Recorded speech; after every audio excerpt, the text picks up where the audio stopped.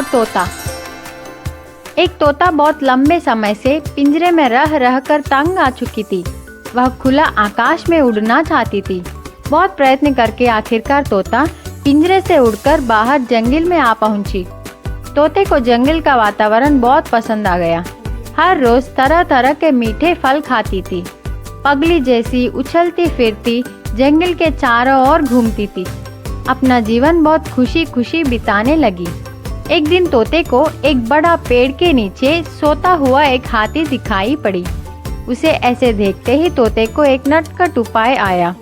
चाहे जो कुछ भी हो, वह हाथी को परेशान करके उसे नींद से जगाना चाहिए।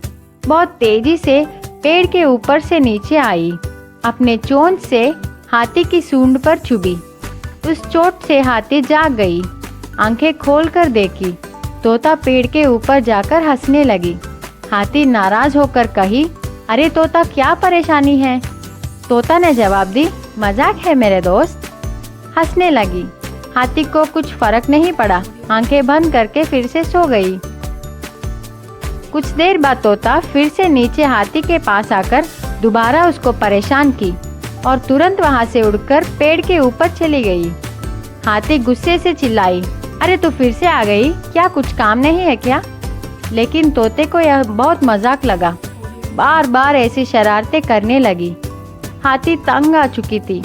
कुछ करना नहीं चाहा। वहां से उठकर चली गई। तोते को और मजा आ गया। फिर से एक और बार तेजी से जाकर हाथी को अपने चोंच से चुभी। हाथी क्रोधित हो गई। कुछ ना कुछ तो करके उस तोते को सबक सिखाने का निर्णय ली। हाथी एक तालाब के पास गई। अपने सिर को छोड़ बाकी का पूरा शरीर पानी में डुबाई। इसको देख तोते को बहुत मजा आया। वह सोची, अरे देखो, मेरे से डरकर हाथी पानी में जाकर छिप गई। खूब हंसने लगी। फिर से तोता वहां जाकर हाथी के ऊपर बैठ गई। हाथी को चुबाना चाहिए। हाथी को पता था कि तोता आएगी, इसलिए उसने पहले से ही अपने सूंड में पानी भर कर रखी। तोता चुभने ही वाली थी।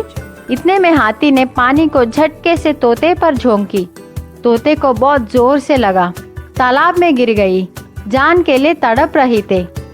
हाथी को तोते पर दया आकर उसको पानी से बाहर निकालकर जमीन पर फेंक दी। तोते ने हाथी से क्षमा मांगी। उसको बहुत अच्छा सबक मिला। हाथी जोर से हंसकर वहां से चली गई। अब तोते को बड़ों और छोटों के बीच अंतर पता चल गया। सीख, मजाक करने का भी एक हद होती है। उसे जानकर व्यवहार करनी है।